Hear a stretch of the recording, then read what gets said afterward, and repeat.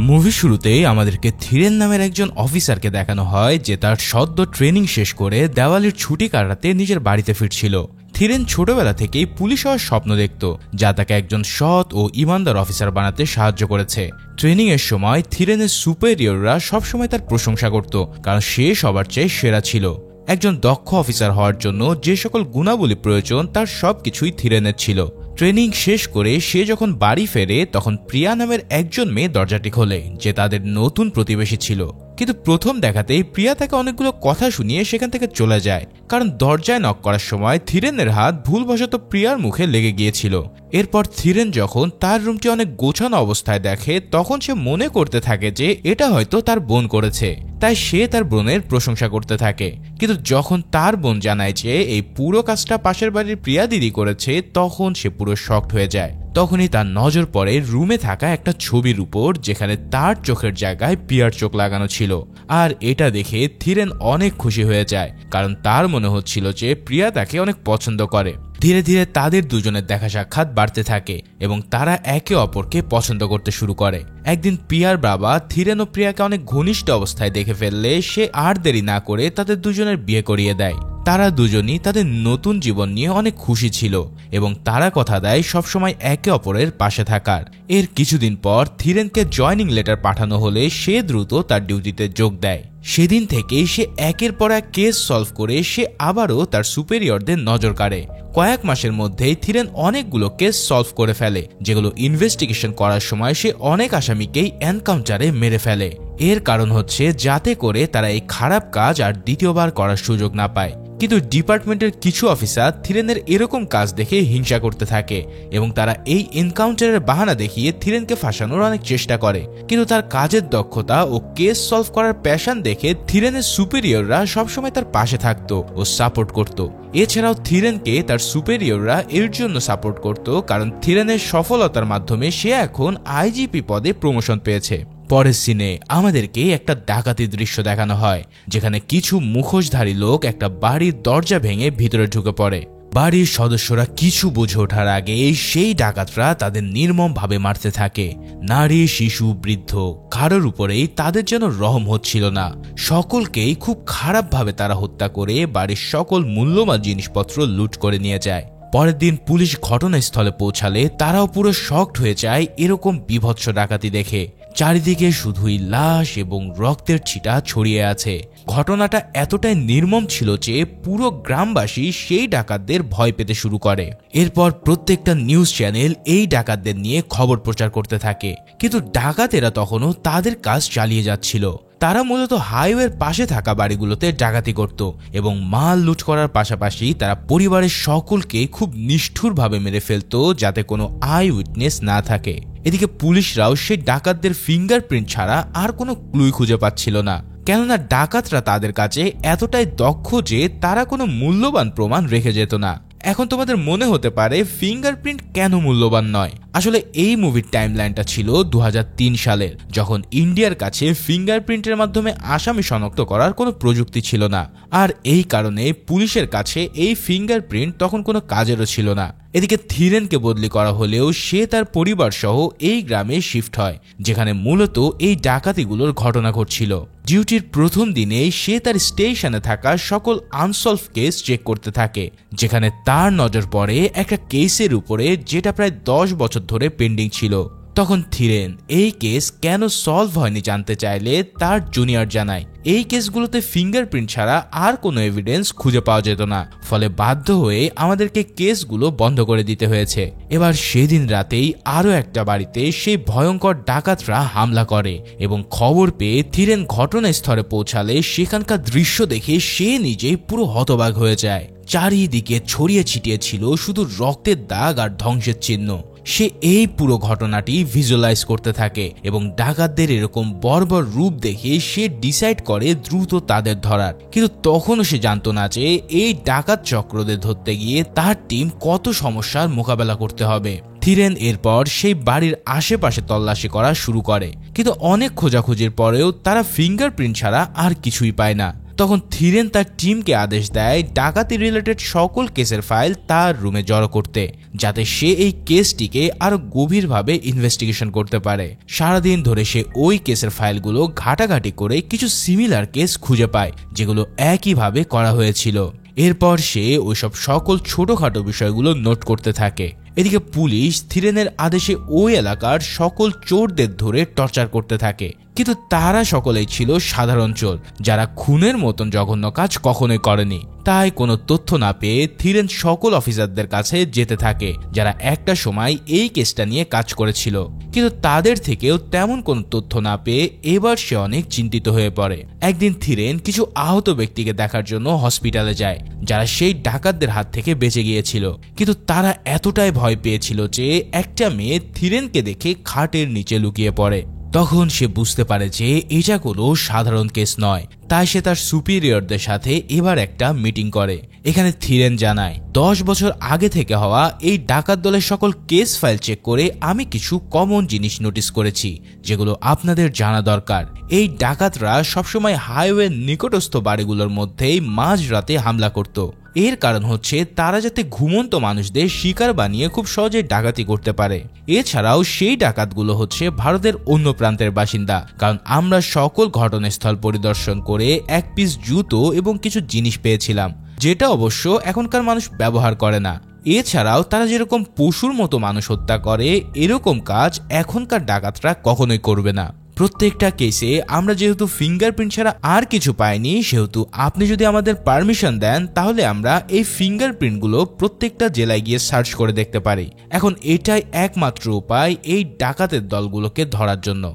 তখন থিরেনের সুপিরিয়র ডিএসপির কাছ থেকে এই মিশনের জন্য পারমিশন চাইলে সে সরাসরি বারণ করে দেয়, কারণ তার মতে এমন ছোটখাটো ডাকাতদের ধরার জন্য পুরো ভারত জুড়ে খোঁজা একবারে অযৌক্তিক। কিন্তু সুপিরিয়র থিরেনকে আনঅফিসিয়ালি এই মিশনটা করতে বলে এবং যত কম সম্ভব খরচ করতে বলে, কারণ তাদের বাজেট অনেক কম ছিল। এবার পারমিশন পাওয়ার সাথে সাথে থিরেন তার কাজে লেগে পড়ে। এরপর সে তার স্ত্রীর সেফটির জন্য ঘরে একজন কনস্টেবল রাখে। তারপর তারা বেরিয়ে পড়ে সেই ভয়ঙ্কর ডাকাতদের খোঁজে। তারা প্রত্যেকটা জেলায় গিয়ে ওখানকার স্টেশনে ওই ডাকাতদের নিয়ে জিজ্ঞাসাবাদ করতে থাকে, কিন্তু কোনো পুলিশই এই ডাকাতদের ব্যাপারে তেমন কিছু জানতো না। ফলে কোনো সুনির্দিষ্ট প্রমাণ না পাওয়ার কারণে ধীরে ধীরে তাদের টিমের মনোবল নষ্ট হতে থাকে। এদিকে অতিরিক্ত জার্নির কারণে তারা অনেকেই অসুস্থ হয়ে পড়ে। বাজেট অনেক কম থাকায় তাদের খাওয়া দাওয়া থেকে শুরু করে ঘুমানোর জায়গা নিয়েও অনেক কষ্ট করতে হয়। তবুও হাল ছাড়েনি থিরেনের টিম। যেসব জায়গায় এই ধরনের ভয়ানক ক্রাইম হতো, থিরেন সেই জেলার প্রত্যেকের ফিঙ্গারপ্রিন্ট সংগ্রহ করতে থাকে। দিন রাত পরিশ্রম করে তার টিম পুরো রুম ভরে ফেলে নানা এভিডেন্সে। সে পুরো ভারতবর্ষের কোন কোন জায়গায় কি ধরনের ক্রাইম হয় তা নিয়েও ঘাটাঘাটি শুরু করে।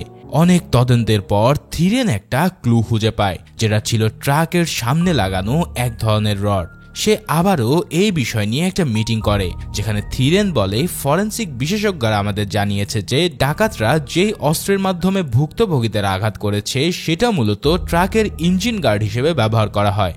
আমার মতে এই ডাকাতিগুলো কোনো ট্রাক গ্যাং করেছে, যারা মানুষদের খুন করার পর এই রডগুলো ট্রাকের মধ্যে আবার লাগিয়ে দেয়। তাই যদি একটা শক্তিশালী টিম আমাকে দেওয়া হয় তাহলে আমরা শীঘ্রই এই কেসটা সলভ করে ফেলবো। কিন্তু থিরেনের অফিসার এবারও তাকে আর সাহায্য করতে পারে না, কারণ থিরেনের জন্য তাকে অলরেডি অনেক কথা শুনতে হয়েছে, যার কারণে নিরুপায় হয়ে থিরেনও সেই কেসটা থেকে সরে পড়ে এবং সিদ্ধান্ত নেয় পরিবারকে বেশি সময় দেওয়ার জন্য। বাড়িতে ফেরার পর থিরেন দেখতে পায় প্রিয়া অনেক রাগ করে রয়েছে, তাই সে প্রিয়াকে অনেকভাবে মানানোর চেষ্টা করতে থাকে। অবশেষে সে প্রিয়াকে মানাতে পারলে প্রিয়া থিরেনকে একটা গুড নিউজ দেয়। সেই গুড নিউজটা হচ্ছে তাদের পরিবারে আসতে চলেছে এক নতুন সদস্য। এই কথা শুনে থিরেন অনেক খুশি হয়ে যায় এবং তারপর থেকে থিরেন তার স্ত্রীকে বেশি বেশি সময় দিতে থাকে। এভাবে পরের সিনে আমরা একটা ট্রাক দেখতে পাই, যার ভিতরে থাকা এক দম্পতি নতুন শিকার খোঁজার জন্য হাইওয়ের পাশে থাকা বাড়িগুলো খতিয়ে দেখছে।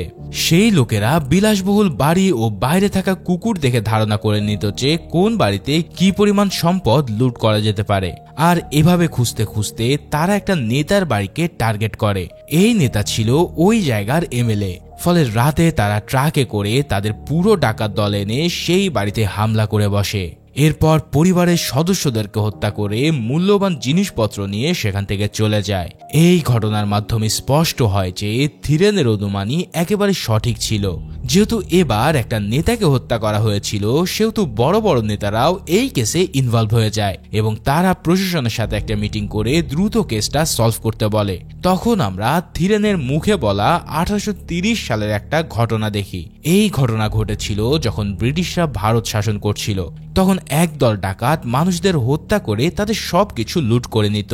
এরপর খুন আর ডাকাতির মাত্রা যখন অসহনীয় হয়ে ওঠে, তখন ব্রিটিশরা সেই ডাকাতদের পুরো ভারত রাজ্য থেকে নিশ্চিহ্ন করার দায়িত্ব নেয়। কয়েক শত ডাকাতকে তারা প্রকাশ্যে ফাঁসিতে ঝুলিয়ে দেয় এবং হাজার হাজার ডাকাতকে জেলের মধ্যে অমানবিক নির্যাতন করতে থাকে, যার ফলে সেই ডাকাতেরা লুকানোর জন্য যেসব জঙ্গল ব্যবহার করত তারা সেগুলো পুড়িয়ে দিতে থাকে। এভাবে অনেক জাতিকে ডাকাত ভেবে ব্রিটিশরা তাদের উপর নির্যাতন চালাতে থাকে। পরে ভারত স্বাধীন হয়ে গেলে নতুন সরকার এই ডাকাত সম্প্রদায়কে নতুনভাবে জীবন শুরু করার সুযোগ দেয়। অনেকেই সেই সুযোগ কাজে লাগিয়ে স্বাভাবিক জীবনে ফিরে আসে, তবে কিছু মানুষ তাদের নৃশংস স্বভাব বদলাতে পারেনি। ভয়ঙ্কর অপরাধ আর অগণিত হত্যাকাণ্ডের পরেও তাদের মনে এক মুহূর্তের জন্য কোনো অনুশোচনা জন্মায়নি। এগুলো শুনে সেই নেতারা থিরেনকে দ্রুত কাজে লাগতে বলে এবং এই কেস সলভ করার জন্য তাকে সব ধরনের সহযোগিতা প্রদান করা হয়। এরপর থিরেন তার টিমের সদস্যদের আলাদা আলাদা করে দেশের বিভিন্ন প্রান্তে পাঠিয়ে দেয়। তারপর তারা সেই সংগ্রহিত ফিঙ্গারপ্রিন্টগুলোর মিল বের করতে থাকে। দীর্ঘ অনুসন্ধানের পর অবশেষে রাজস্থানের আরগা জেলার এক জেলে গিয়ে একটা ফিঙ্গারপ্রিন্ট মিলে যায়। খবর পেয়ে থিরেনের টিম দ্রুত মিলে যাওয়া ব্যক্তির ছবি সংগ্রহ করে এবং তাকে ফ্যাক্স করতে বলে। এই লোকটার নাম ছিল বান্নে সিং। থিরেনের পর সেই ব্যক্তিকে খোঁজার জন্য তার পুরো টিমকে রাজস্থানে কাজে লাগিয়ে দেয় এবং এখান থেকে তারা জানতে পারে যে বান্নে সিং একটা গ্লাস কোম্পানির মালপত্র নিয়ে চেন্নাইয়ের উদ্দেশ্যে রওনা দিয়েছে। থিরেন তখন তার টিমকে ট্রাক স্টেশনে গিয়ে বান্নে সিং এর ব্যাপারে তথ্য বের করার আদেশ দেয়। এরপর তারা সকল ট্রাক চালককে বান্নে সিং এর ব্যাপারে জিজ্ঞাসাবাদ করতে থাকে। তখন একজন ট্রাক চালক বান্নে সিং এর ছবি দেখে চিনে ফেললে সে জানায় এই ব্যক্তি 2 ঘন্টা আগে তার ট্রাক নিয়ে চেন্নাইয়ের উদ্দেশ্যে রওনা দিয়েছে। এই খবর পাওয়ার সাথে সাথেই থিরেন চেন্নাইয়ের প্রবেশ পথ ও গুরুত্বপূর্ণ এলাকার চেকপোস্ট বসানোর নির্দেশ দেয়। কিন্তু সেই ডাকাতেরা চেকপোস্টের আগে থাকা একটা বাড়ির উপরে হামলা করে বসে, যেটা ছিল থিরেনের এক কলিগ সাথিয়ার বাড়ি। ওই বাড়িতে আগে থেকে একজন কনস্টেবল উপস্থিত ছিল যে বুঝে ফেলেছে কারা এখানে হামলা করেছে। তাই সে দরজা বন্ধ করে ওই ডাকাতদের আটকানোর চেষ্টা করতে থাকে। কিন্তু ডাকাতদের সংখ্যা অনেক বেশি হওয়ায় সাথিয়ার বাবা কনস্টেবলদেরকে সাহায্য করতে এগিয়ে আসে। তখন তার স্ত্রী প্রিয়াকে কল দিয়ে থিরেনের ব্যাপারে জিজ্ঞেস করলে প্রিয়া জানায় তার স্বামী এখন বাইরে রয়েছে। তখন সাথিয়ার স্ত্রী ভয়ে কান্না শুরু করলে প্রিয়া বুঝতে পারে যে তারা কোনো বিপদে রয়েছে। তাই সে তার ঘরে থাকা কনস্টেবল নিয়ে তাদের বাড়ির দিকে রওনা দেয়। এদিকে ডাকাতরা দরজা ভেঙে সেই কনস্টেবল সহ সিথিয়ার পুরো পরিবারকে মেরে ফেলে। কিন্তু পুলিশ সেখানে চলে আসায় সকল ডাকাতরা জঙ্গলের মধ্যে পালাতে শুরু করে। এদিকে পুলিশরাও তাদের পিছনে ছোটা শুরু করলেও ডাকাতরা কিন্তু জানতো কিভাবে জঙ্গলের মধ্যে শিকার করতে হয়। তাই পুলিশদের কিছু বুঝে ওঠার আগে সেই ডাকাতরা এক এক করে সকল পুলিশকে মেরে ফেলে। তখন আমরা জঙ্গলের মধ্যে সাথিয়ার মেয়েকে দেখতে পাই, যাকে তার মা এখান থেকে পালানোর জন্য জঙ্গলের মধ্যে ছেড়ে দিয়েছিল। বাচ্চাটি হাঁটতে হাঁটতে প্রিয়ার কাছে এসে পৌঁছায় এবং সে সবকিছু খুলে বলতে থাকলে ডাকাত দলের সর্দার তখন সেখানে চলে আসে। সে যখন প্রিয়াদের উপরে হামলা করতেই যাবে তখনই সিথিয়ার কুকুর সেখানে এসে সর্দারের উপরে হামলা করে বসে। এই সুযোগে প্রিয়া সেই বাচ্চাটাকে নিয়ে সেখান থেকে পালিয়ে যায় এবং একটা পাথরের নিচে লুকিয়ে পড়ে। এদিকে সর্দার খুব সহজেই সেই কুকুরটাকে মেরে চারিদিকে প্রিয়াদেরকে খুঁজতে থাকে। তখন সে একটা পাথরের নিচে প্রিয়া ও সেই বাচ্চাটিকে দেখতে পেলে সে তাদের উপরে ঝাঁপিয়ে পড়ে এবং প্রিয়াকে অনবরত আঘাত করতে থাকে। ঠিক তখনই থিরেন ঘটনাস্থলে পৌঁছালে সর্দার একটা ট্রাক নিয়ে দ্রুত সেখান থেকে পালিয়ে যায়। এরপর প্রিয়াকে হসপিটালে নেওয়া হলে ডাক্তার জানায় যে মাথায় অতিরিক্ত আঘাত লাগার কারণে প্রিয়া চিরদিনের জন্য কোমায় চলে গেছে। সেই সাথে সাথে তার পেটে থাকা বাচ্চাও এখন আর বেঁচে নেই। এই খবর শুনে থিরেনের পুরো আকাশটাই যেন তার মাথায় ভেঙে পড়ে, যার কারণে সে এবার ওই ডাকাতদের খুঁজে বের করার জন্য এক প্রতিশোধের মিশন গড়ে তোলে। যেহেতু সেই ডাকাতরা অনেক শক্তিশালী ছিল, তাই থিরেন নতুন একটা টিম গঠন করে যেখানে তার সুপেরিয়র সহ বেশ কিছু দক্ষ অফিসার ছিল। থিরেন তখন তার ইনফরমারের মাধ্যমে বান্নে সিং এর লোকেশন পেয়ে যায়, যার কারণে সে আর দেরি না করে তার নতুন টিম নিয়ে দ্রুত লোকেশনে পৌঁছায়। সেখানে থিরেনকে দেখা মাত্রই বান্নে সিং এর লোকেরা তার উপরে হামলা করে বসে, কিন্তু থিরেন একাই তাদেরকে বেধড়ক মারতে থাকে। তখন এক মহিলা গ্রামের সব লোককে ডেকে আনলে কয়েকশো মানুষ থিরেনদের উপরে ঝাঁপিয়ে পড়ে, যার ফলে আর কোনো উপায় না পেয়ে থিরেন তার টিম নিয়ে কোনো রকম সেখান থেকে পালাতে সক্ষম হয়। এদিকে আমরা ডাকাত দলের সর্দার আম্ভিরকে দেখতে পাই, যে তার পুরো গ্যাংকে কিছুদিনের জন্য লুকিয়ে থাকতে বলে। আসলে পুলিশ যেহেতু তাদেরকে পাগলের মতো খুঁজছে, তাই এছাড়া তাদের হাতে আর কোনো উপায় নেই। তাছাড়াও সে সবার কাছে ক্ষমা চায়, কারণ লাস্ট ডাকাতিতে তাদের কোনো প্রপার প্ল্যান ছিল না, আর যার কারণে পুলিশ তাদের প্রায় ধরেই ফেলেছিল। সেদিন রাতে থিরেন ও তার দল ওই গ্রামের এক পিএইচ ব্যবসায়ীকে ধরে আনে। এরপর তারা তাকে ইনফরমার হয়ে কাজ করতে বলে। তখন সেই ব্যবসায়ী বলে, দরকার হলে আমি আপনাদের 3rd ডিগ্রি টর্চার সহ্য করে নেব, কিন্তু এই ডাকাতরা যে জুলুম করে সেটা সহ্য করার ক্ষমতা আমার নেই। তারা যদি একবার কারোর উপরে সন্দেহ করে বসে, তাহলে তাদের হাত থেকে রেহাই পাওয়া এক প্রকার অসম্ভব। যার কারণে আপনি যদি ওদের বংশের ব্যাপারে কিছু জানতেন, তাহলে কখনোই ওদের পিছু করতেন না।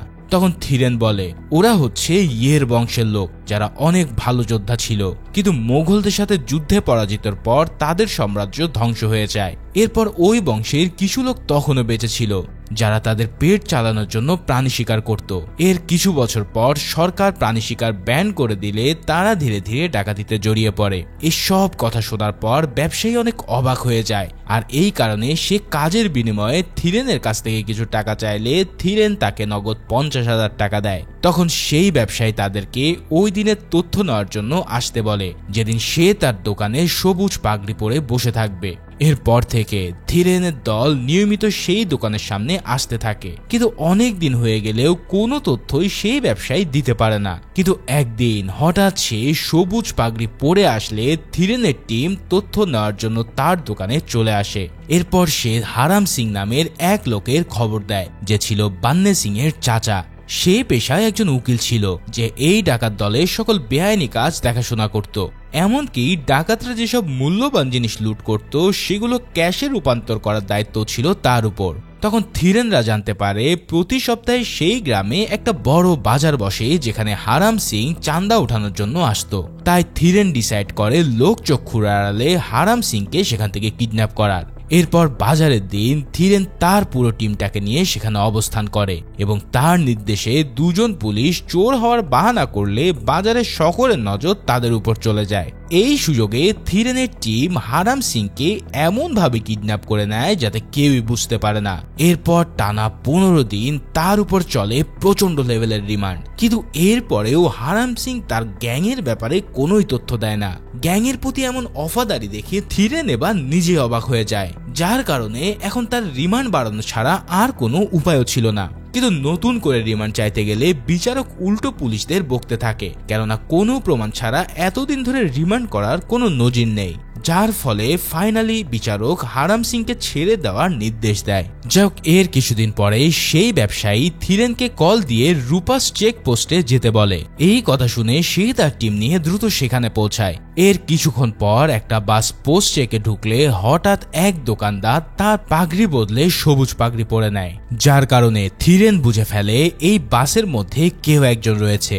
তখন থিরেন ও তার 2 সাথী বাসে উঠে তল্লাশি শুরু করে। তখন থিরেন বাসে সেখানে বান্না সিংকে দেখে তাকে ধরার চেষ্টা চালায়, কিন্তু সে জানলা দিয়ে বাসের ছাদে উঠে পড়ে। এদিকে বাসের ভিতরে তার এক সহযোগী ড্রাইভারের মাথায় বন্দুক ঠেকিয়ে গাড়ি চালাতে বাধ্য করে। ঠিক সেই সময় বান্নে সিং পাশে দিয়ে আসা একটা বাসের উপর ঝাঁপ দিতে চাইলে থিরেন তাকে ধরে ফেলতে পারে। এদিকে আমরা হারাম সিংকে হ্যান্ডকাপ অবস্থায় পুলিশের গাড়িতে দেখি, যাকে কোথাও নিয়ে যাওয়া হচ্ছিল।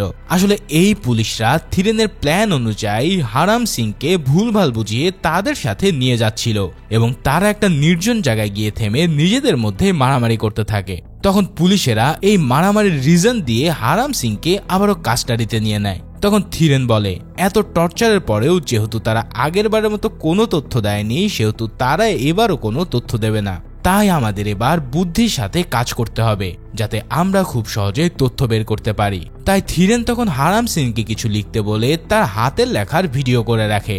এরপর এই ভিডিওটা বান্নে সিংকে দেখিয়ে বলে যে তোর চাচা নিজেকে বাঁচানোর জন্য তোর বিরুদ্ধে সাক্ষী দিতে রাজি হয়েছে, তাই তুই যদি নিজ থেকে সবকিছু বলে দিস তাহলে আমরা চেষ্টা করব তোর শাস্তি কমানোর। এই সব কাণ্ড দেখে তখন সে ভয় পেয়ে সিকান্দার চেকপোস্টের ব্যাপারে খুলে বলে। এখন থিরেন তার দলকে সেখানে পাঠিয়ে ডাকাত দলে সকল ইনফরমেশন বের করে নেয়। এরপর আম্ভির সহ প্রায় 17 জন ডাকাতের ছবি তারা সংগ্রহ করে ফেলে এবং একে একে তাদের গ্রেফতার করা শুরু হয়। তবে আম্ভির পুলিশকে ভয় না পেয়ে উল্টো সেই সকল লোকদের মারতে থাকে যাদেরকে সে ইনফরমার হিসেবে সন্দেহ করেছিল।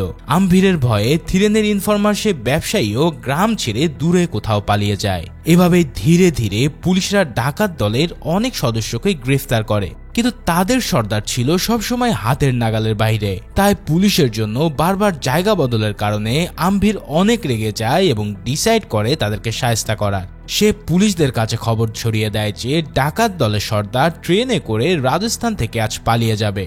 আর এই কথা শুনে থিরেন ও তার টিম সেই স্টেশনে নজর রাখতে থাকে। এবার সেখানে থাকা একটা ট্রেন যাত্রা শুরু করলে থিরেন তার টিম সহ সেখানে উঠে পড়ে। এরপর পুরো ট্রেনে তারা ডাকাতকে খুঁজতে থাকে, কিন্তু কোথাও এবার তারা কাউকে খুঁজে পায় না। মুহূর্তে তারা বুঝতে পারে যে কেউ তাদেরকে ভুল ইনফরমেশন দিয়েছে। এর কিছু দূর যেতে না যেতেই কেউ একজন ট্রেনটাকে থামিয়ে দেয়। ঠিক এরপরেই আম্ভির সহ তার কিছু সাথী ওই ট্রেনে উঠে পড়ে। থিরেনও তাদেরকে ট্রেনে উঠতে দেখে ফেললে সে সবাইকে প্রথমে বগিতে যেতে বলে।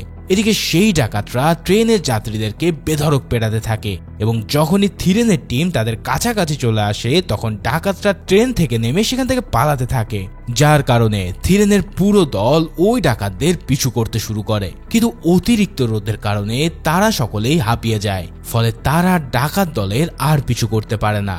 এরপর পানির তৃষ্ণা মেটানোর জন্য তারা একজন বৃদ্ধকে পানির জন্য জিজ্ঞেস করলে ওই বৃদ্ধ তাদের বলে 2 কিলোমিটারের ভিতরে একটা কুয়ো আছে, সেখানে গেলে তোমরা পানি খেতে পারবে। কিন্তু দেখা যায় যে সেই বৃদ্ধা আসলে তাদেরকে 2 কিলোমিটারের কথা বলে প্রায় 10 কিলোমিটার হাঁটায়। আসলে এই সব কিছুই ছিল এই ডাকাত সর্দারের প্ল্যান। সে এই সব কিছু দূর থেকে নজর রাখছিল। যেহেতু পুলিশের সংখ্যা এখানে অনেক বেশি ছিল, তাই তারা যদি একবার হাঁপিয়ে যায় তাহলে খুব সহজেই ডাকাতরা তাদের উপরে হামলা করতে পারবে। এই বিষয়টা থিরেনও বুঝতে পারে। তাই সকল পুলিশ যখন রাতে ঘুমাচ্ছিল তখন সে জেগে থেকে তাদের পাহারা দেয়। তবে ঠিক মধ্যরাতে ডাকাতরা থিরেনদের উপর হামলা করে দিলে সকল পুলিশরা এদিক ওদিক পালাতে থাকে, কারণ তারা কেউই এই হামলার জন্য প্রস্তুত ছিল না। কিন্তু থিরেন যেহেতু হামলার জন্য আগে থেকেই প্রস্তুত ছিল, তাই সে ডাকাতদের প্ল্যানকেই কাজে লাগিয়ে একের পর এক ডাকাতকে মারতে থাকে। তখন পুলিশ আম্ভিরকে চারপাশ থেকে ঘিরে ফেললে সে কোনো রকম ঘোড়া চড়ে সেখান থেকে পালাতে শুরু করে। কিন্তু তখন আম্ভির দেখতে পায় থিরেনও ঘোড়া নিয়ে তার পিছু করছে। তাই সে বন্দুক বের করে থিরেনের দিকে গুলি চালাতে গেলে সে লক্ষ্য করে যে থিরেন সেখানে নেই। ঠিক তখনই থিরেন ঘোড়ার অপর পাশ থেকে একটা লোহার রড ছুঁড়ে মারে, আর এই কারণে সে ঘোড়া থেকে পড়ে যায়। আম্ভিরের সামনে যেতেই থিরেনের উপর সে বালু ছুঁড়ে মারে, যার কারণে থিরেন কিছুই দেখতে পায় না। এই সুযোগে আম্ভির থিরেনের গলা চেপে ধরে, কিন্তু থিরেন একটা পাথরের মাধ্যমে আম্ভিরের পায়ে আঘাত করতে থাকলে আম্ভির তাকে ছেড়ে দিতে বাধ্য হয়। দীর্ঘ ধস্তাধস্তির পর শেষমেশ আম্ভির পরাজিত হয়। এরপর থিরেন আম্ভিরকে ঘোড়ার সাথে বেঁধে নিয়ে ছেঁচড়িয়ে নিয়ে যেতে থাকে। আর ঠিক এভাবেই 10 বছর ধরে ঝুলতে থাকা এই কেসটার অবশেষে অবসান ঘটে। কিন্তু এই কেসটা সমাধান করতে গিয়ে থিরেন ও তার টিম অনেক কিছুই ত্যাগ করতে হয়েছিল। তো মুভিটা কেমন লাগলো তা অবশ্যই আমাকে জানিও, আর ভালো লেগে থাকলে চ্যানেলটাতে একটা সাবস্ক্রাইব করে রেখো। দেখা হচ্ছে পরের কোনো ভিডিওতে, সেই পর্যন্ত আল্লাহ হাফেজ।